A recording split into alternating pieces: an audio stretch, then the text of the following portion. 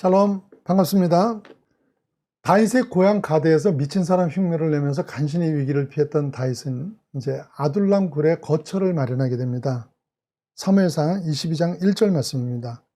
그러므로 다윗이 그곳을 떠나 아둘람 굴로 도망하며 그의 형제와 아버지의 온 집이 듣고 그리로 내려가서 그에게 이르렀고, 그런데 그곳에 다윗과 이렇게 함께하는 사람들이 점점 늘어나게 됩니다. 22장 2절 말씀입니다.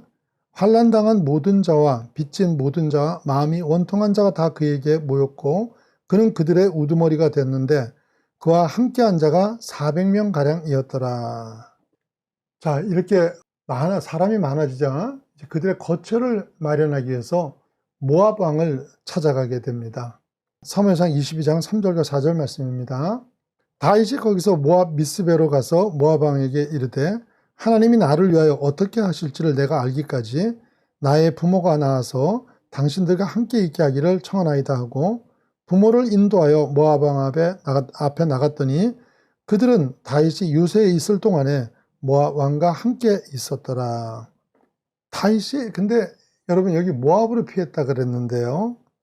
왜 모압으로 피했을까요? 그리고 이제 어떤 분위기를 봐가지고는 모압 왕도 별로 다윗을 꺼려하지 않고 한대를 하는 분위기입니다. 왜 그러냐면요. 여기에는 아주 분명한 이유가 있죠. 이 다윗의 아버지가 누굽니까? 다윗의 아버지가 이새예요. 그러면 마태복음 1장 5절과 6절 말씀 보시면은 살몬은 라합에게서 보아스를 낳고 보아스는 룻에게서 오벳을 낳고 오벳은 이새를 낳고 그다음에 이새는 다윗 왕을 낳으니라 이렇게 되어 있습니다. 그러니까 이새의 아버지는 지금 오벳이에요. 그리고 오벳의 아버지는 보아스입니다. 그런데 이 보아스의 아내가 누구예요? 룻이죠. 그러면 룻하고 다윗의 관계가 얼마나 가까운 관계였어요? 예, 할머니와 손자 관계입니다. 그런데 이 룻이 어디 사람이에요? 룻기 1장 4절 보시면요.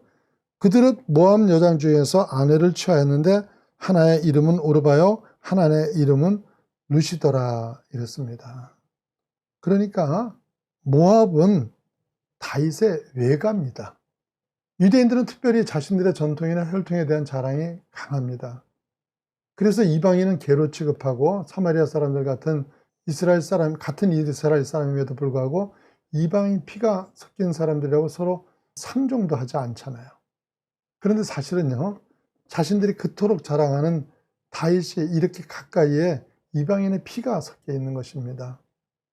그런데 이제 이 다윗이 이제 그런 연고로 해가지고 모압으로 피신을 한 건데요. 이 다윗이 모압으로 피신한 것은 단순히 외가에 숨어가지고 편하게 지내기 위한 것이 아니죠. 그보다 좀 더 중요한 목적을 위해서 그랬던 것인데 어떤 목적이냐면은 사무엘상 22장 3절 하반절 보세요. 하나님이 나를 위하여 어떻게 하실 것을 내가 알기까지 나의 부모로 나와서 당신들과 함께 있기를 청하나이다 하고 이렇게 말해요. 하나님이 나를 위하여 어떻게 하실 것을 내가 알기까지 무슨 말이에요? 하나님이 나를 향하신 구체적인 계획을 알 때까지 모압에 좀 머물기를 청하겠다는 거예요. 다윗이 왜 이런 생각을 하게 됐냐면요. 다윗이 아둘람굴에 있을 때 지었던 시편 말씀입니다. 시편 57편 1절과 4절입니다. 하나님이여 내게 은혜를 베푸소서 내게 은혜를 베푸소서 내 영혼이 주께로 피하되 주의 날개 그늘 아래 이 재앙들이 지나기까지 피하리이다. 내 영혼이 사자들 가운데에서 살며 내가 불사르는 자들 중에 누웠으니 곧 사람들의 아들들 중에라. 그들의 이는 창각하려 그들의 혀는 날카로운 칼 같도다. 참 험한 고백을 하는데요. 지금 상황이 고통스러우니까 이런 고백을 했겠죠.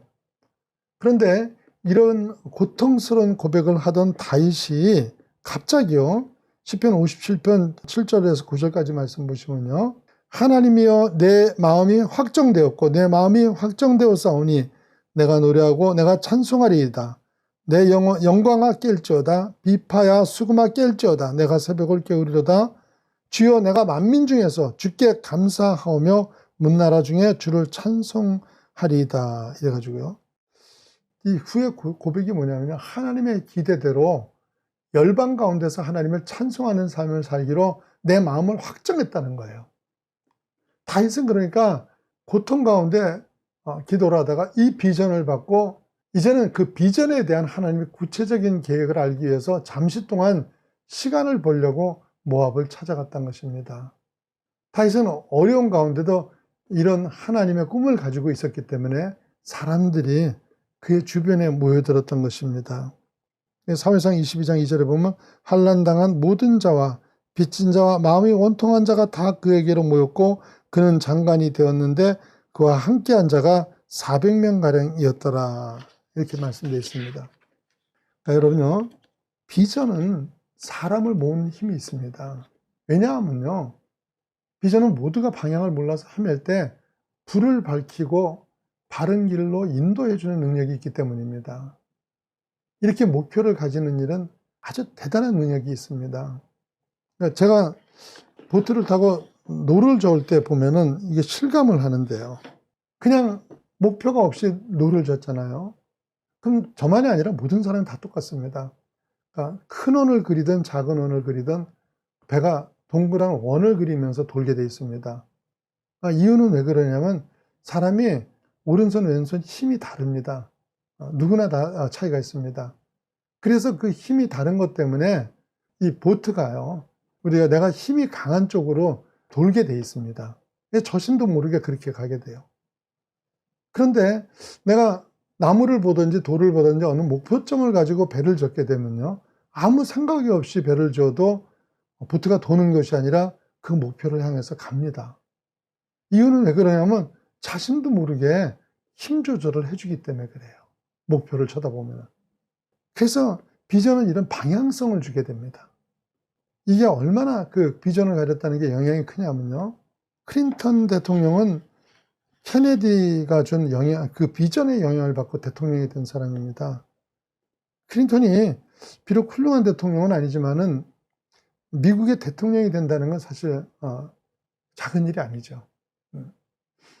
근데 이 클린턴이 고등학교 시절에 그 당시 대통령에 취임한 케네디가 전국에서 20명의 고등학생을 백악관에 초청을 했습니다. 근데 이거는 미국이 전통적으로 있는 행사예요. 지금도 있습니다. 그리고 그때 모인 학생들에게 케네디가 했던 연설이 여러분들 잘 알고 있을 거예요. 그 유명한 Boys Be Ambitious라는 소년들이여 야망을 가져라, 이 연설이에요.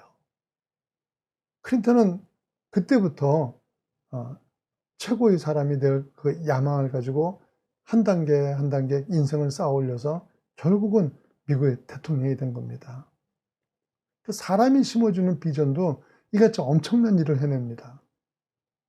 그런데 인간의 비전은요, 참 평안을 주지는 못합니다. 그래서 클린턴이 대통령의 꿈은 이뤘지만 결코 성공한 인생이고 평안한 인생은 아닌 것 같습니다. 비전을 가질 때 영원히 가치 있는 비전을 품으셔야 됩니다. 여러분, 왜 많은 사람들이 방황하는 줄 아십니까? 진짜 목숨을 걸 만한 꿈이 없기 때문입니다. 진짜 가치 있는 삶을 살고 싶지 않으세요? 그러면은 하나님이 주시는 비전을 품으십시오. 우리를 향한 하나님의 기대가 무엇입니까? 복의 근원이 되는 것입니다. 하나님의 축복을 받고 복을 나눠주는 겁니다. 내 형편도 별론데 나눌 복이 어디 있나, 이럴 수 있습니다. 여러분 한번 생각해 보세요. 이리저리 도망쳐 다니는 다윗도 전혀 그럴 형편이 아니지 않습니까? 그럼에도 불구하고 하나님의 꿈을 이루기로 자기의 마음을 확정하고 나니까, 그리고 하나님의 기대대로 살아가게 되니까 어느덧 이스라엘의 왕이 되고 당대의 가장 강력한 왕국을 세웠던 것입니다. 여러분 각자에 대한 하나님의 기대를 읽으시고 목표가 분명한 삶을 사시기를 예수님 이름으로 축원합니다.